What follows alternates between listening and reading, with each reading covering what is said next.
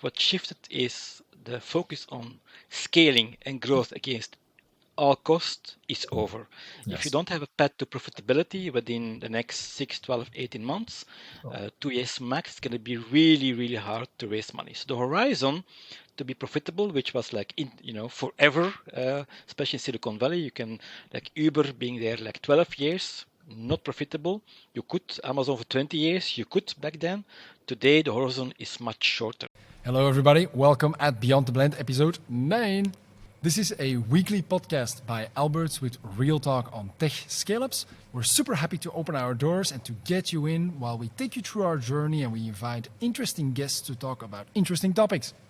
First up, please click that subscribe button. It is entirely for free and it makes sure that the YouTube algorithm will hunt you down once we have a new video. I'm checking in from Antwerp, Belgium here today. I am now in our design lab together with Voxdale. Their logo is there actually. It's now 7 a.m. before this goes live on Wednesday morning. Our guest today is Omar Mohout. Holy damn. Omar is one of the beasts that I know. Somebody who's always sharp, his eyes are always sparkling, and he's always on top of new things. Today, Omar is partner at Nova Reperta. Omar had a super cool ride in his life. He went from entrepreneur to researcher, and now again through entrepreneur.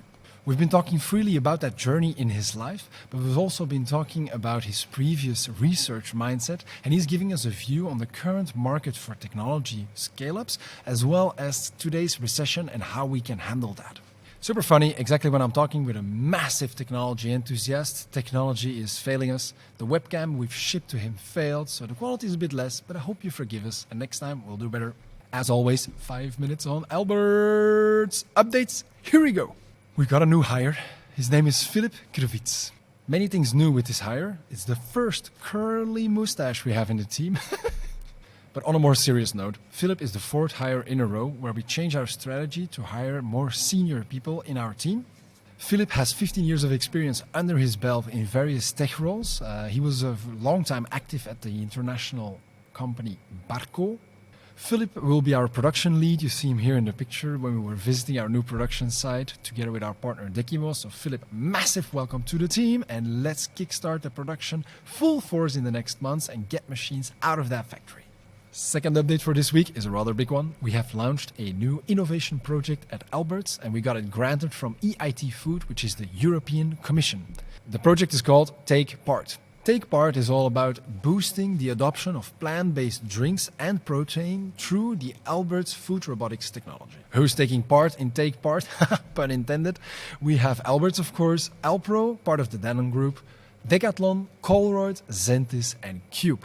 Our goal altogether is to bring these plant-based drinks and protein to the masses in a super tasty way.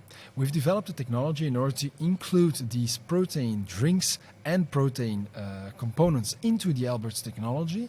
That meant we had to freeze these components in a sexy and a healthy way, and that we had to develop a whole bunch of new recipes together with these partners. We'll be doing the commercial rollout next week and the week after that. The first machine will be with Decathlon by the end of this month. We are super thrilled about this. There will be way more news about this, but I've promised that you get the first glimpse of it here, and well, here it is. First glimpse for YouTube. There you go. Before I forget, the t-shirt this week goes to Sarah Engels. Sarah, thank you for the shout out on LinkedIn on the Beyond the Blend podcast.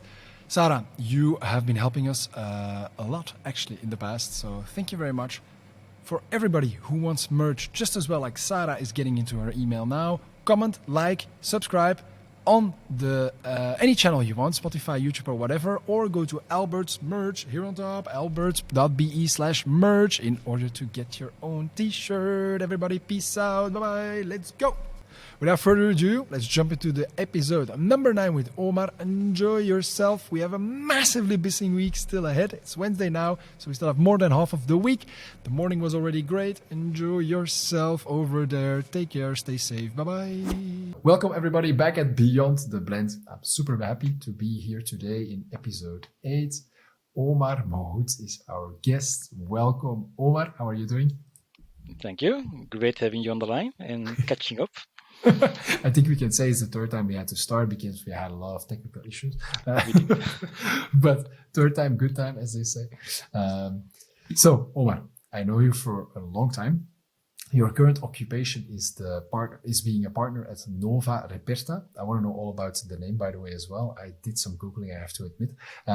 Good. But I know you from, let's say, actually already, I think 5 years ago or even more. I know you as the professor, the expert in anything innovation, scale up, how to grow big, how to grow fast, how to scale up. When I went to events which were organized by any organization, let's say in Belgium and around, you were one of the high-speaking guests. Almost always, you were the one that brought real new information to the table, not just a pitch of like that was already dusty like crazy. You always had something new, insights. So I always loved it. And now I have half an hour to talk with you. So I can really say I'm enthusiastic. But what I think maybe not many people know about you is that you're actually an entrepreneur at heart as well before you started your professor expert era. And now again, you're an entrepreneur. So could we talk a bit on how your journey of life or your professional life at least went and share some thoughts on that? Yeah, sure. I think if I go back in time, as a young boy, my first love was reading books, Glenn, really reading books. I've been to the local library. I'm from Mechelen, Malines, small town in Flanders. And the whole children corner department, I've been through it in, I think, in 4 or 5 years. So by the age of 12, I finished the library or the section that I was allowed to read, let's put it that way, in there. Honestly, it's like Mario Land, you reach the end boss and it's done. Exactly. And the end boss was a lady. I still remember her, which will not allow me to go to the grown-up section, right? Because of perhaps certain books. I don't know, because I've never been there as a child. It was like the other side of the wall. I was not allowed to go. But then I grew a bit older, and I discovered computers thanks to Commodore 64 in the 80s. Oh, that's lovely. Yes, and then MSX, which was actually Microsoft and a Japanese kind of joint venture. And I really started into programming and really get fascinated by computers for the rest of my life up to now. Mm-hmm. So I became a software engineer. Back in the 90s, I worked at companies like Compaq. Mm-hmm. Working at the Center of Excellence based in Everen in Brussels. The 90s back then, and you're much younger, Glenn, but the 90s were the years of CRM systems, Siebel and whatever you had. Mm-hmm. Very expensive systems to buy and even more to implement as such. And we thought, some of my colleagues, that we can do better and make a lighter solution to solve that. To be very honest with you, I would not have become an entrepreneur if not two other people convinced me to join them in doing that as such. Okay. Because what people sometimes forget is you live in your comfort zone. Yes, we know. You have your salary and you have whatever there is. It's not just your comfort zone. It's also your, how you say that, your reference frame. You lose your whole reference frame. I mean, whatever you used to do in your job, what you're doing in there, you come into totally new territory. It's not just like the comfort you're leaving. It's like jumping in the unknown. And I think you've been there yourself, so you know what I'm talking about. And once again, I would never was able to make that step. In my mindset, when I graduated, you become an entrepreneur if your parents were entrepreneurs. I never thought it was a career option. I mean, again, I'm talking about early the 90s. You had to go for a good job at a good company, whatever that company was and the job was. I would never have even thought it's an option for me to become an entrepreneur. Luckily, now time changed, but back then that was the case. So thanks to two other colleagues, the three of us, we had made a step in becoming an entrepreneur. Venture-backed, growing very fast in there. Then something happened, which was the dot-com crisis in 2001. And the market crashed and we crashed. Now, the interesting part was, during the growth stage, it was exciting and nice and whatever, but I learned the most as a human, as a person, as a professional, as an entrepreneur, when we crashed. Oh, okay. That was the real learn curve. And was that fast? How long? Because they sometimes say like a bankruptcy is long time coming, but you actually don't see it, and then all of a sudden it's there. Was it like that, or was it more like, no, we very well felt the ride down? Yes, we hit the wall very, very hard, and we struggled to survive, basically. That's why I realized that the whole point of getting up a mountain is not to get to the top in there, is to get back safely down right? Nice, This is the nice, nice, real nice. purpose of getting to the mountain. If you're not getting safe down, what's the point? You died on the top. It doesn't really make sense. That's not the Yeah, objective, right? nice. But also from a human point of view, I mean, honestly, Glenn, to fire people, good people, talent Oh, people, people that you train, that you know, that you promise, they commit, that you convince to put all their uh, time in you, oh and my you have God. to give on them. It was really really hard. I think it was perhaps in my life my most depressing time.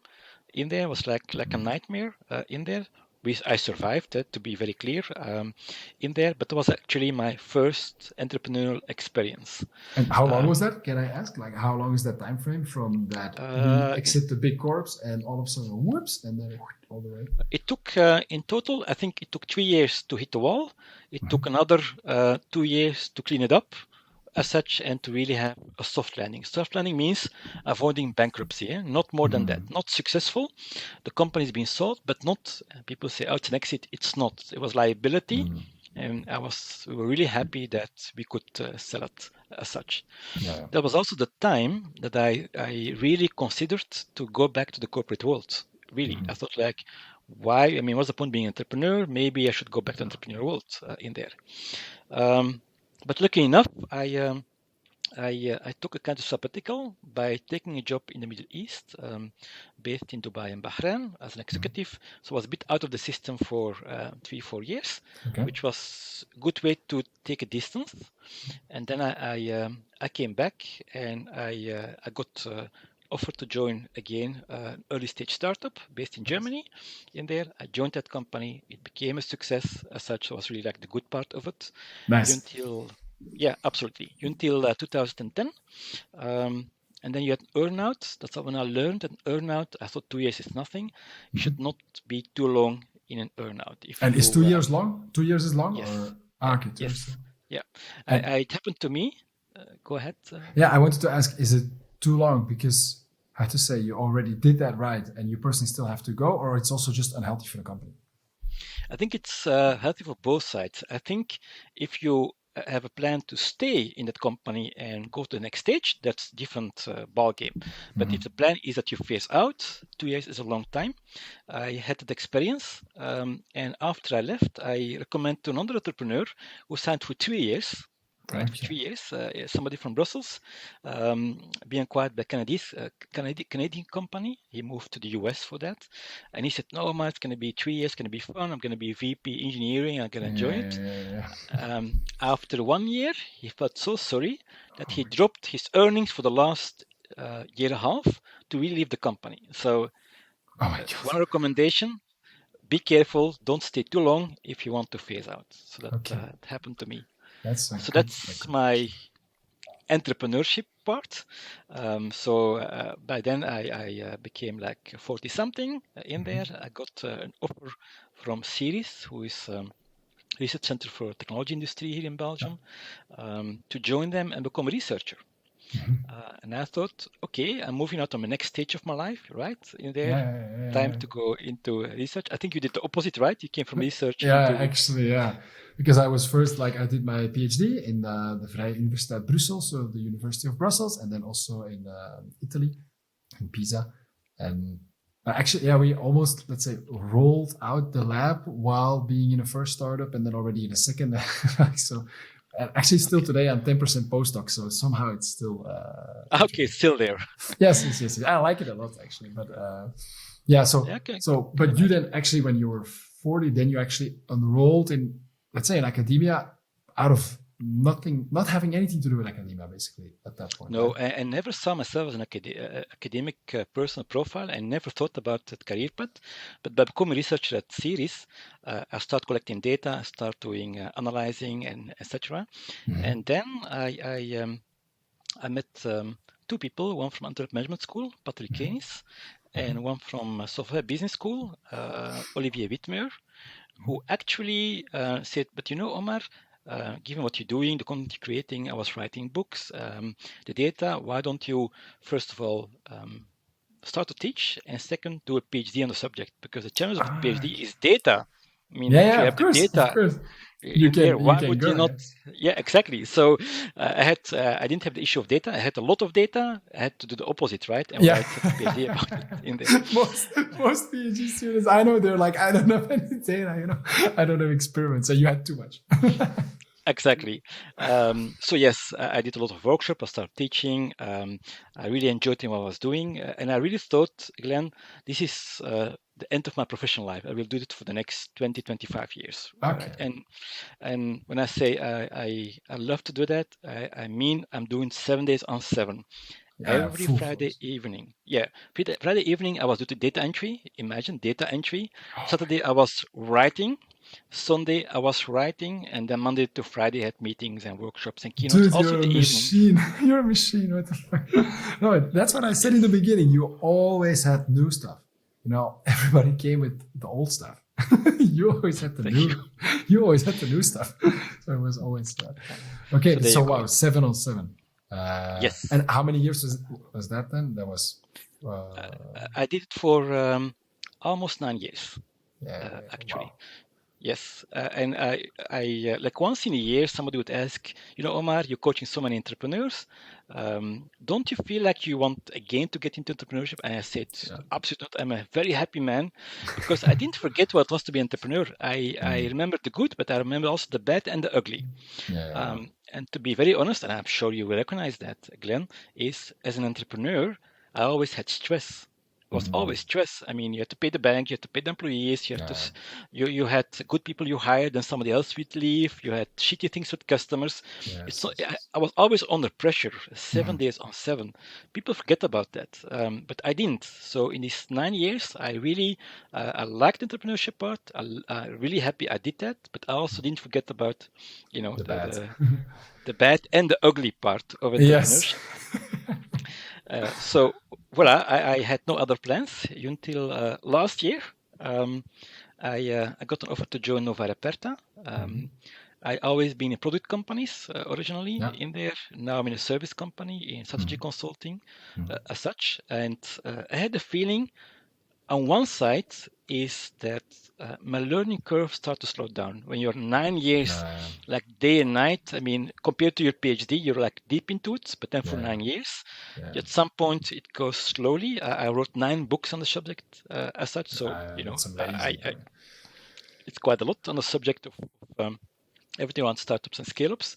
And the second thing is, I felt if I don't make the step to be an entrepreneur, given my age, I was 52 back then, so last year, then when will I do it? Because if I postpone this for 5 or 10 years, it's Then going to maybe, be yeah. over. Reality of life, if you want to be an entrepreneur, best case, it will take 10 years. And then it Yeah, really it's gets started, right? I mean, yeah. look at you. You are at 6, 7 years now. Yes, exactly. Exactly. And I still feel like we're getting started, actually. Exactly. And that's the best case scenario because if things go wrong, it will be earlier. So, Yeah. given that horizon of 10 years in there, I had the feeling like if I want to do it again, it's now or never Okay. reality. Okay. So I didn't sleep for a weekend. I can And imagine. and on Monday morning, I decided to make the step, and here I am. I'm back in business. Nice. Nice. Can I ask a question actually? Because so for me in this whole startup world, let's say I know the ins and outs after all these years. Not everything at all, because there are many things we didn't do yet, but at least the basics. But at Nova Reperta, like you say, it was already an existing company, so you didn't start a new company. You basically joined the company, and then, That's correct.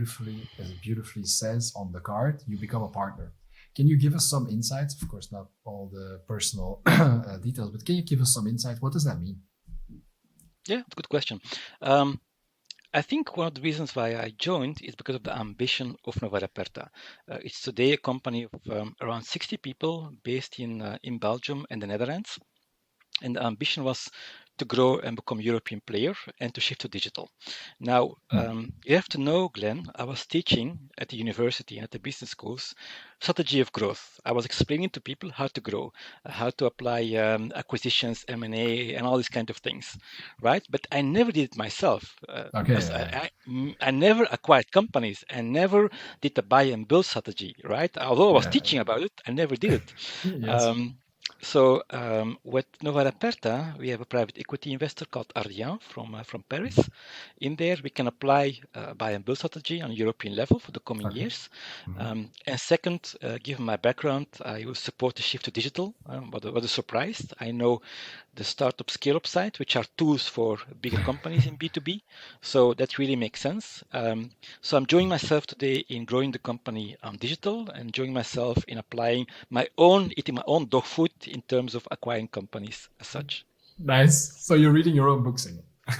Yes, to my surprise, I had to look back sometimes. Oh yeah, does it make sense or not? So I am really applying it. Okay, I see.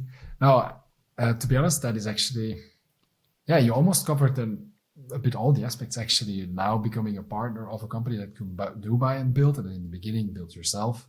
That's super cool. Can we, for once, for all time's sake, dive back into your previous role and talk a little bit about the state of the union, let's say, or as you call it yourself very often. What I mean is about the scale-up landscape. Yeah, I know it's your passion, so I although probably on Friday evening you're not anymore entering data, I still somehow have the feeling that you still follow it rather closely. I do. So today we are living a bear market, as they say. Today we're living a time where it is claimed that the technology bubble might be there, that valuations went through the roof, that technology is maybe hitting some walls because economy is maybe crashing or slowing down. I think it would be very interesting, at least for me, but I think for the audience as well, to get some insights. What's in your head? How will, of course, you're not a future teller, so you don't know the future, but how do you see the economy today or the state of the union? And what are some insights that you think, based on the past, how this might go forward?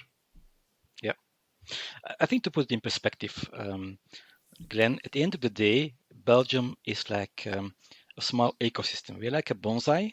It's small, it's beautiful. It's a lot of work to keep it small and beautiful in there, but it is small.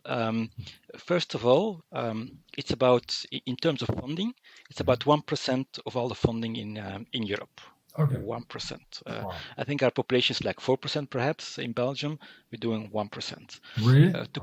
Yes. That's only one. I didn't know that.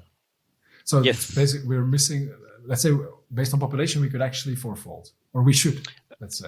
I think so. I mean, we do about like 1 billion euros in funding per year.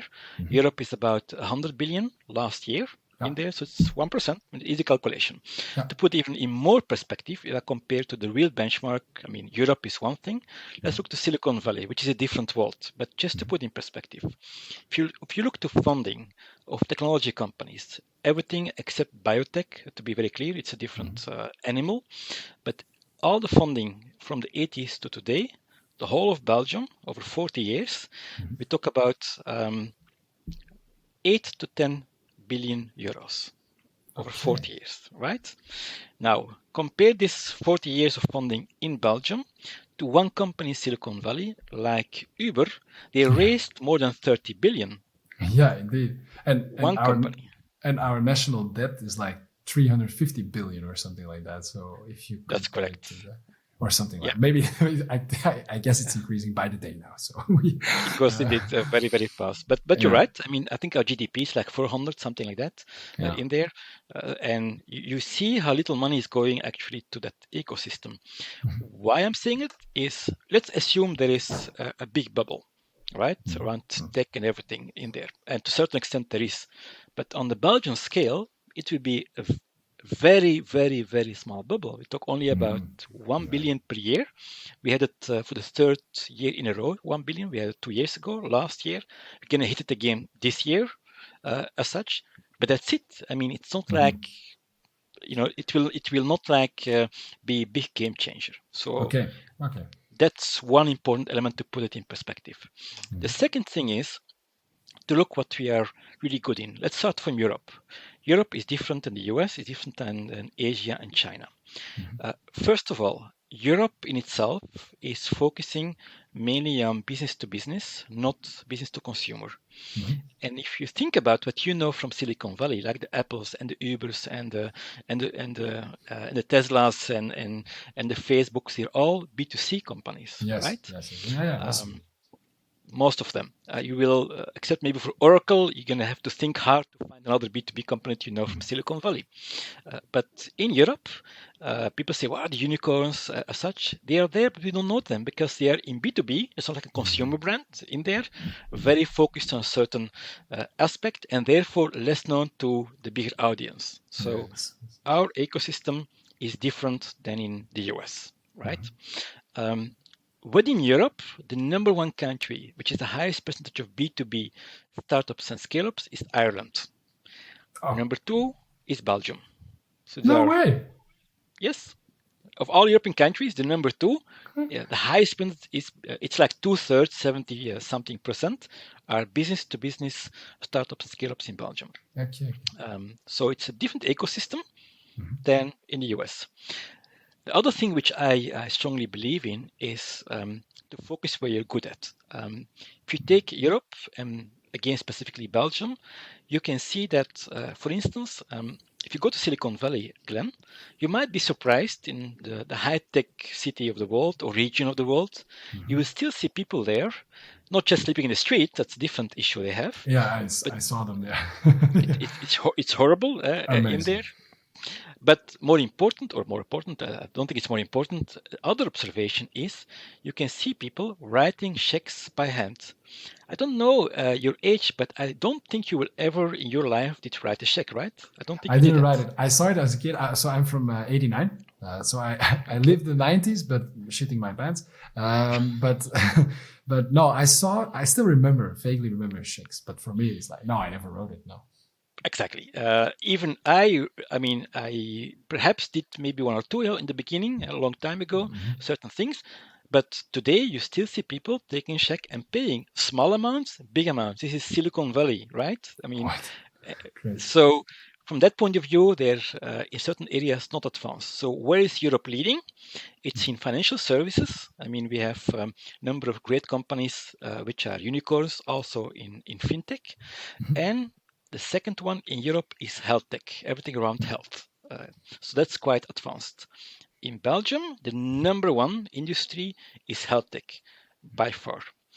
I, for one, am a strong believer that Belgium has a very good position to take if you combine biotech, which we're good in, you take software, which is health tech, you take a position in there. That's something where we can take a position on a European level.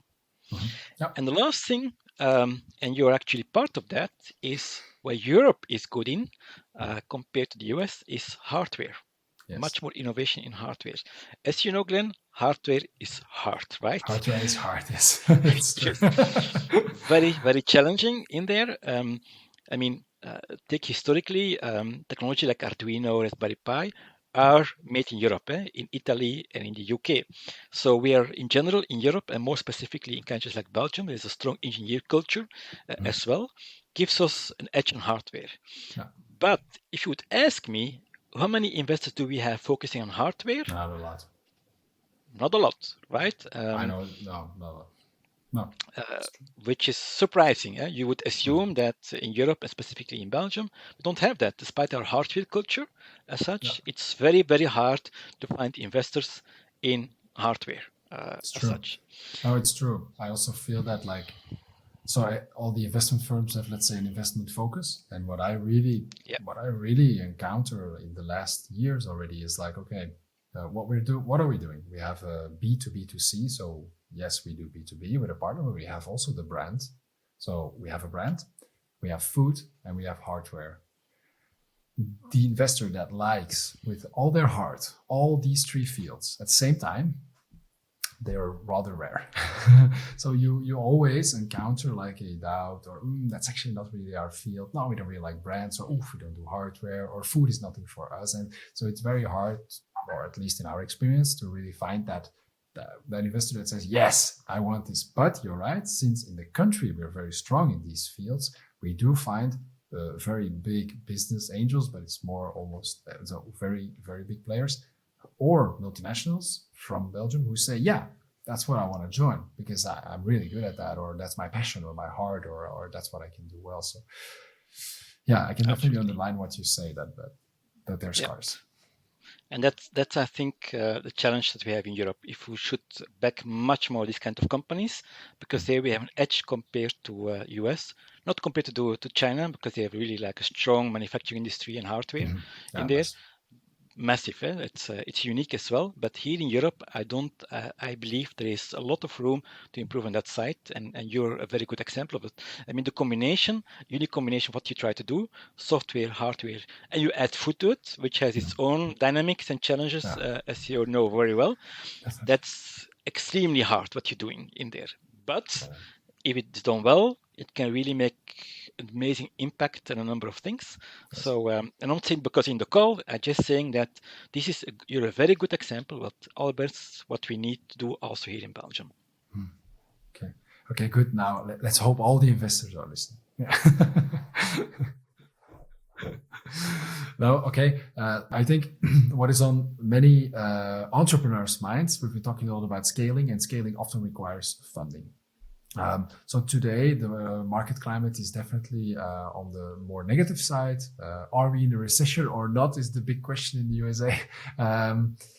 Definitions get redefined and everything as they speak. However, a question from me to you is: we're now in September. Business world is opening and flourishing. I hear some founders and I hear some advisors say, "Oh, the venture capital market or the funding market in general, wherever you go, might be very hard. It might be super hard to raise funds. Everything will dry up. Things will be different." So I just have a question to you. Do you have any insights from the past or from the knowledge you have on how that might turn out, or maybe any advice on how there are some tips and tricks to handle this situation? But if you look back, Glenn, every startup scale up has the same challenges. Basically, it's one, access to markets, access to customers, access to talent, access to funding. It always comes back. Customers, markets, talent, and funding. Not necessarily in that order, but it always comes back. Uh, I mean, you've been there before the recession, right? To try to raise money.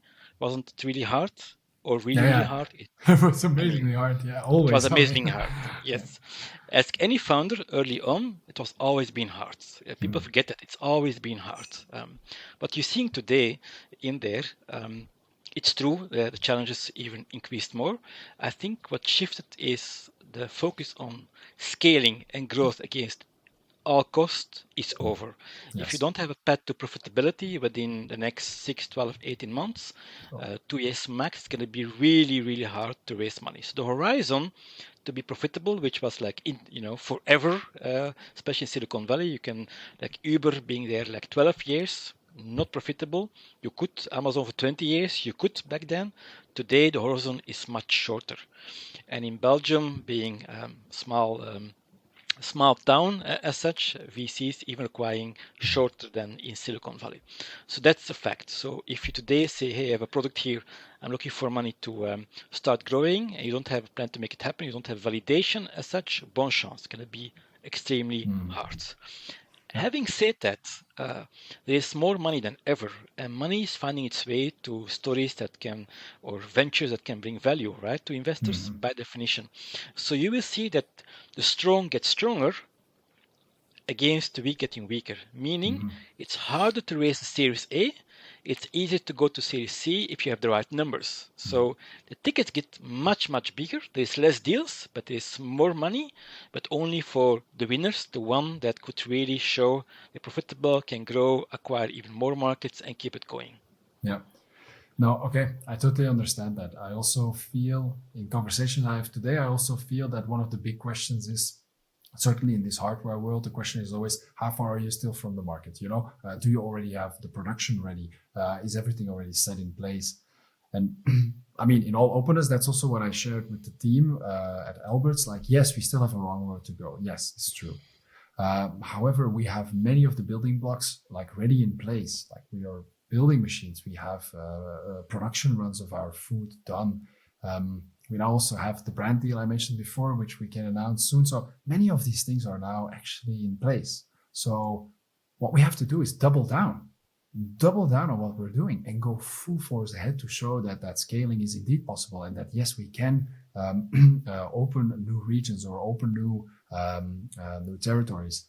So yeah, I also like it that you that somehow what you said is somehow in line with our thoughts today. But that being said, I think indeed it will be very hard it might be hard, and I feel sorry for some of them, for companies that are still at the early stage with their technology and still have a long way to go. I mean, with Alberts, we did more than 6 years to get something that is starting to be stable and has a production behind it.